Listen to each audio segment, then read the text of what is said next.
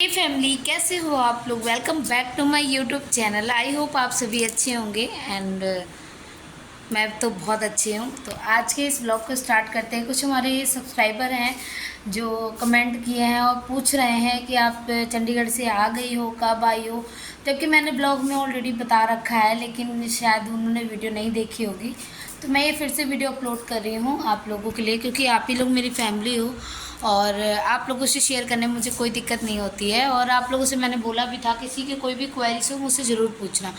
तो एक भैया ने पूछा है कि आप, एक सिस्टर भी हैं रानी यादव, उन्होंने भी पूछा है कि आप चंडीगढ़ से आ गए हो, जॉब छोड़ दिया है क्या, तो रिज़ाइन दिया है या छोड़ दिया है, क्या इशू है, मतलब एवरीथिंग, बहुत कुछ पूछा। तो मैं बताना चाहती हूँ, हाँ जी, मैं जॉब लीव करके ही आई हूँ। क्योंकि आपको पता है कि प्रेगनेंसी में 1 साल का टाइम लग जाता है, 9 मंथ लग जाते हैं, और उसके बाद फिर बेबी की केयर भी करनी होती है। तो मुश्किल है, इतनी छुट्टी तो कंपनी कोई देगी नहीं, आप लोगों को पता है। इस वजह से मैं सोची कि मैं थोड़ा सा रिलैक्स करके अपने आप को कंफर्टेबल कर लूँगी, फिर जॉब अगर करनी होगी करूँगी। क्योंकि आप लोगों को पता है चंडीगढ़ में गई थी तो एक ज़रूरत थी मेरी और मजबूरी भी थी, और वहाँ पर बहुत इंशाल्लाह बहुत अच्छा समय बीता हमारा, और बाबा की दया से खुशी भी मिल गई। और मैंने 3 मंथ्स की प्रेगनेंसी थी, मैंने तब तक जॉब किया है, लेकिन मेरी बहुत हालत वहाँ ख़राब, क्योंकि वॉमिटिंग इतनी हुई है, इतनी हुई है।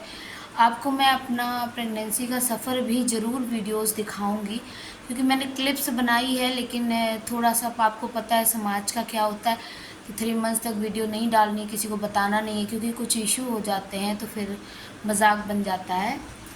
इस वजह से मैंने वीडियोस वगैरह बना के रखी थी, लेकिन मैंने अपलोड नहीं करी थी। मैंने सोचा कि लास्ट टाइम में वही मैं अपलोड करूँगी, आप लोगों से शेयर करूँगी, क्योंकि आप लोगों से शेयर किए बिना तो मैं रह नहीं सकती।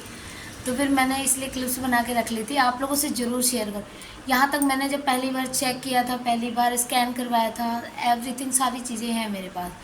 तो आप लोगों को वो चीज़ें ज़रूर मैं दिखाऊंगी, क्योंकि आप लोग मेरी फैमिली हो। आप लोग को हर एक टॉपिक पे वीडियो आएगी, अपनी सोनोग्राफी मेरी कितनी हुई है, कितनी सोनोग्राफी में डॉक्टर ने क्या बोला, सब कुछ बताऊंगी आपको। लेकिन अभी मैं केवल आपका जवाब देने आई हूँ कि आपने पूछा जॉब पे रिज़ाइन दिया है या छोड़ दिया है। तो मैं छोड़ के आई हूँ, रिज़ाइन मतलब मैं लीव लेके नहीं आई हूँ, मैं रिज़ाइन दे के ही ख़त्म करके ही आई हूँ पूरा। और मैं वहाँ से मतलब बिल्कुल लीव कर दिया, 1 साल का एक्सपीरियंस लिया।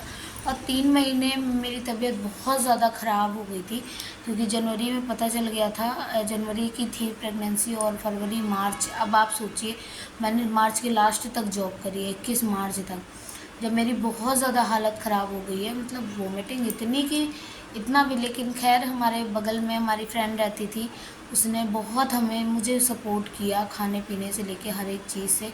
हस्बैंड ने मुझे बहुत सपोर्ट किया, मैं ही थी अकेले, मैं जॉब पे भी जाती थी, वहाँ भी मैं भाग भाग के वोमिटिंग करने जाती थी, और वॉशरूम बहुत दूर था तो प्रॉब्लम होती थी। तो फिर हमें वहाँ से परमानेंट, मैंने फिर रिज़ाइन, मेरा 21 को पूरा हो गया था, 18 या 19 को ही हमारी जो वहाँ की मैनेजर थी उन्होंने मुझे छुट्टी परमानेंट दे दी।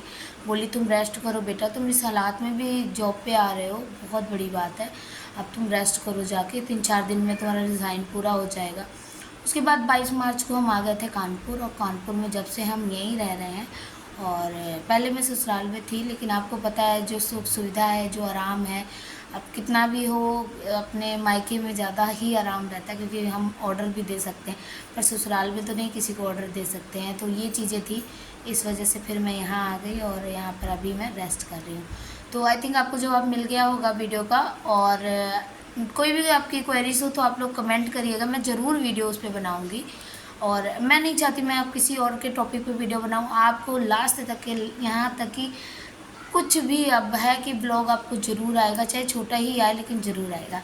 तो आई होप आपको मेरा बात समझ आ गई होगी, और मैं कमेंट लगा दूँगी जिनके कमेंट जिन्होंने पूछा था।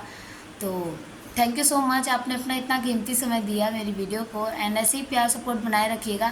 मुझे पता है कि उस चीज़ को मैंने जो छोड़ दी थी साल भर पहले, अब मैं उस चीज़ को दोबारा से कंटिन्यू कर रही हूँ, तो थोड़ी सी प्रॉब्लम होगी, लेकिन कहते हैं कि मुश्किल होता है, नामुमकिन नहीं होता है। तो बस वही मुझे आगे कदम बढ़ाना है। तो आप लोग मेरा सपोर्ट करो, आप लोग मेरा साथ दो, ताकि मैं अपने लिए और अपने आने वाले भविष्य के लिए मैं कुछ ना कुछ स्टैंड कर सकूं, क्योंकि मैं अब जॉब करना भी नहीं चाहती हूँ, क्योंकि आपको ही पता है अब करना अगर होगा तो खुद का कुछ काम डालूँगी, उसके पहले कुछ नहीं। तो चलिए, वीडियो अच्छी लगी हो तो लाइक करिएगा, ढेर सारा प्यार दीजिएगा।